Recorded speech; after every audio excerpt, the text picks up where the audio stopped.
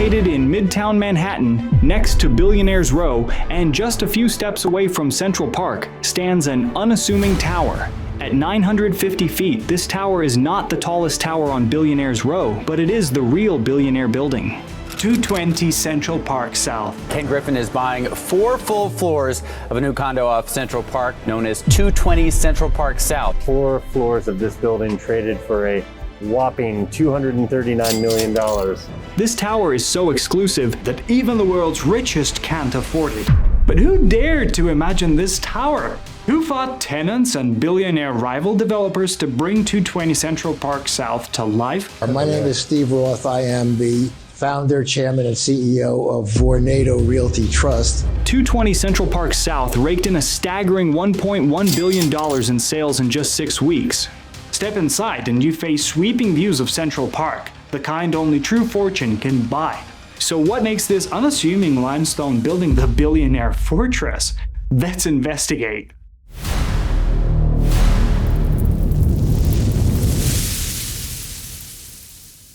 This video is brought to you by Houzeo. On Houzeo, if you're buying a home, you'll find the largest collection of homes for sale in America.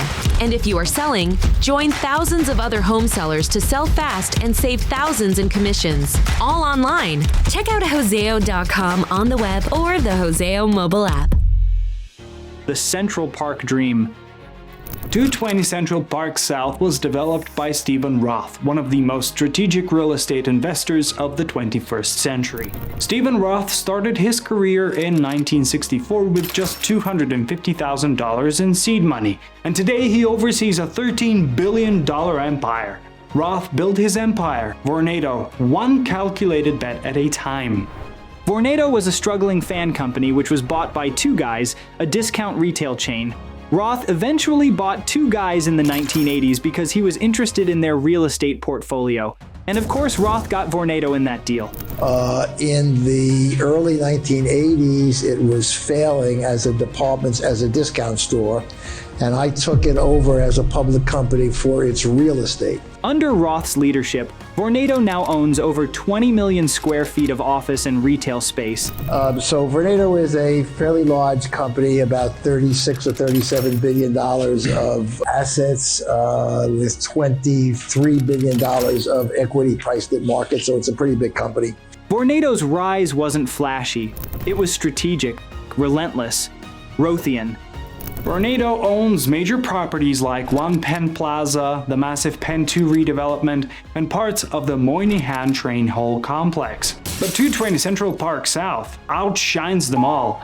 950 feet tall, 70 floors, 118 units, and an 18-story annex called The Villa. Roth invested about $1.4 billion to develop 220 Central Park South. And today, the building is sold out, with actual sales exceeding $3 billion. It was Vornado's most profitable building, but Roth had to fight a war on multiple fronts just to lay the foundation stone. Roth's troubled path to 220 Central Park South. Let's rewind to 2005. Before the gleaming limestone marvel, 220 Central Park South was an uninteresting 20-story apartment building. Built in 1954, it was home to 124 rent-stabilized residents. Rent-stabilized apartments are highly sought after in New York City. Before Vornado got involved, the Claret Group wanted to build a skyscraper here. Claret was a real estate development firm founded by Veronica Hackett in 1999. But Claret didn't have the legal clearance to demolish the existing building, so they were denied a loan. That's when Claret asked Vornado Realty Trust to step in. Claret and Vornado formed a joint venture, Madave Properties, and bought the site for $136.6 million in 2005, with Vornado holding a 90% stake. Roth's vision was to turn dirt into dollars. But what he did not foresee was an immense delay in the project due to a fight with tenants and a massive clash with the billionaire real estate developer Gary Barnett. Let's look at the tenant issue first. The Tenant Rebellion. The old building at 220 Central Park South was half vacant and the rest of them were rent-stabilized tenants. These tenants were protected by rent stabilization laws and were unwilling to vacate the building. Nearly half of all apartments in New York City are rent stabilized. That's causing big problems for some lenders thanks to a 2019 law that many didn't think of much at the time. And until every last unit was vacated, demolition was off the table. Why should they tear up a beautiful building like this? Said Marjorie Cantor, a retired Fordham University professor. She had lived at 220 Central Park South for 27 years and wasn't willing to budge. 47 other residents felt the same. In 2008, tenants formed the 220 CPS Save Our Homes Association and demanded an environmental review, arguing the influx of wealthy buyers could change the neighborhood's character. When no action was taken, the tenants sued Mandave Properties in the same year. At first, the court sided with the tenants, but in 2009 the decision was overturned. The ruling narrowed the case. The state only had to ensure the developer could finance the project and properly relocate tenants. Ultimately, to stay on track, Vornado was forced to pay out a staggering $50 million to the remaining tenants. That's an average of $1.3 to $1.6 million per tenant. The legal battle between the tenants and Vornado Realty Trust lasted approximately 7 years, from 2005 to late 2012. The project had dragged on for so long and gone so far over budget that Claret had run out of money. That's when Roth and Vornado bailed them out. Vornado wrote a single check and took full control of the site, the plans, and the project. What began as a joint venture became a solo mission. With Roth taking over the project, the drama had ended, but a nightmare was about to present itself to Roth. The billionaire battle over Central Park views. Extel Development, led by billionaire Gary Barnett, a diamond dealer turned developer, is behind the first luxury super tall on Billionaires Row, 157.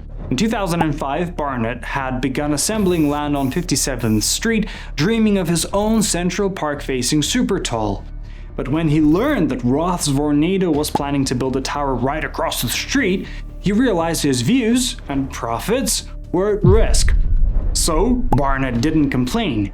He schemed. Quietly, he bought a 49% stake in the Rosenblatt's garage lease beneath 220 CPS, plus a sliver of air rights inside the site. Two strategic choke points. By 2011, when Roth was in the middle of his tenant issues, Barnett played his hand. The garage alone threatened to delay Roth's project until 2018 and drive up costs. So, Roth countered. Roth pushed the Department of Buildings to investigate. He claimed Extel was breaking the lease. The violation? Just a technicality. The garage's certificate of occupancy allowed parking only for the building's residents. But with all tenants already gone, that was impossible to comply with. In response, Barnett immediately sued Roth in August 2012 and accused Roth of using sham tactics to push them out. Eventually, in 2013, Roth folded. He paid Extel a whopping $194 million for the leverage they held over the site. When your dream is on the line, you don't negotiate, you write the check. As part of a settlement, Roth moved 220 Central Park South slightly to the west of its original planned location. Barnett also agreed to design his Central Park Tower with a cantilever to the east. This helped preserve direct park views for both buildings. We are building what will be, yes or no, arguably the best apartment house, the best condo project in New York, arguably. Don't be jerky. It's not even close. Okay? At 220 Central Park South, which will be 951 feet tall, that extra foot just to get your goat, kid.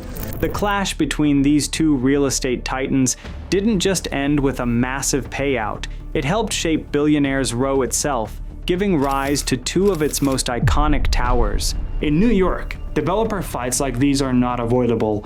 They're essential, because here every inch of skyline is earned, not given. Now that Roth secured the development rights, it was time to come up with a design. The Art-Deco Icon. The 220 Central Park South tower you see today wasn't the original design. Clark Pelly first envisioned a glass tower, but Clark Pelly was known for some epic designs. The company behind the Petronas Towers in Kuala Lumpur and Salesforce Tower in San Francisco. But Roth believed generic glass towers wouldn't attract the ultra-rich and wealthy folk. He decided his project needed something less modern and more nostalgic. Something that reminded the wealthy of old-school New York. Coincidentally, just a few blocks away was another tower, the highly successful 15 Central Park West. They used to call 15 Central Park West, across there the limestone Jesus. And this Jesus had made over $2 billion. 15 Central Park West was designed by Robert A.M. Stern. Inspired by 15 Central Park West's success, Roth cut ties with Pelly and handed the reins to Stern. Roth and Stern went on to create a 21st century version of the old Art Deco era buildings. They created a 70-story eye-catching limestone tower right here between 58th and 59th Street. It is an expensive and sought-after piece of land with properties averaging $100 million. Why? Because it's right in the heart of Manhattan. It's located near Billionaires Row, and the most important of all, this. The view of Central Park. The views matter so much that Roth and Stern changed the very blueprint of 220 Central Park South. Most towers have cores at the center, like 432 Park Avenue. Residents at 432 Park Avenue get views in all directions, essentially a 360-degree view in the penthouse. But at 220 Central Park South, here only one view matters. So Roth and Stern pushed the core to the southern wall. They widened the perimeter columns and reduced their number to give residents the view they paid millions for. And every one of the 118 units come with a front row seat to Central Park. With the design in place, it was time to build, and to build, Roth needed money. FOMO Marketing. 220 Central Park South was a masterclass in financial strategy. Instead of using his own capital, Roth secured nearly $1 billion in low-interest loans from the Bank of China. Roth took another $750 million loan from multiple sources that included JP Morgan securities. This preserved Vornado's liquidity and allowed Roth to invest heavily in the property. The construction of the tower began in 2013. He spent an estimated $1.5 billion on construction, around $5,000 per square foot. Steven Roth wasn't trying to cut corners, he was going all in. The tower officially opened in 2018, but Roth had been placing his bets long before that. 220 Central Park South made more than $3 billion in sales. 220 Central Park South was crowned the most profitable condo in the world.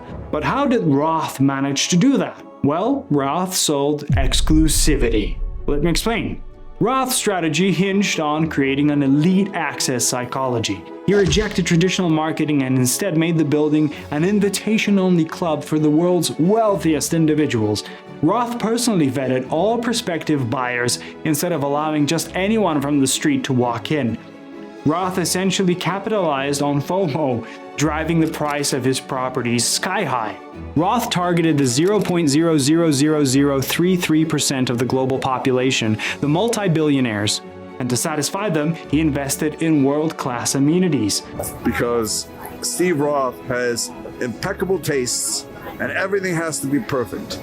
Roth commissioned famed architect Thierry Despont to design the interiors. Despont is the same architect who helped restore the Statue of Liberty, designed the Carlisle Hotel, and crafted the interiors of 53 West 53rd Tower. 220 Central Park South offers 30,000 square feet of exclusive amenities, including a private Jean Georges restaurant, an 82-foot saltwater pool, a squash court, golf simulator and climbing wall, a state-of-the-art gym, spa and juice bar, an exclusive IMAX theater, top-notch security with exclusive parking access. This combination proved to be a roaring success. Roth's strategy paid off spectacularly. Vornado's total investment, including the side purchase, tenant buyouts, and construction, was roughly $2 billion. The tower generated over $3 billion in sales, resulting in a staggering $1.15 billion profit. The sales set global records. Hedge fund CEO Ken Griffin bought a quadruplex for $238 million, the most expensive home ever sold in the United States. Alibaba co-founder Joe Tsai became the largest single investor, spending $345 million on multiple units. Billionaire Daniel Oak purchased a penthouse for $93 million and sold it 3 years later for $190 million, doubling his investment. Today, 220 Central Park South is not the tallest building compared with other buildings on Billionaires Row, but instead it stands as a testament to a ruthless, unapologetic vision. Steven Roth didn't just build a skyscraper, he played a game of high-stakes chess on the world's most expensive chessboard. Roth outlasted Tenants, outmaneuvered a rival billionaire, and leveraged global finance to bankroll his masterpiece. In the end, the story of 220 Central Park South is the story of modern New York itself. What do you think? Would you want to live in this exclusive billionaire's paradise? Or is this a gross expression of opulence? Let us know in the comments below. And this epic story of 220 Central Park South we just broke down, this is what the Houzeo YouTube channel is all about. We don't just look at buildings, we dissect the stories behind them. So subscribe to Houzeo and never look at a skyline the same way again.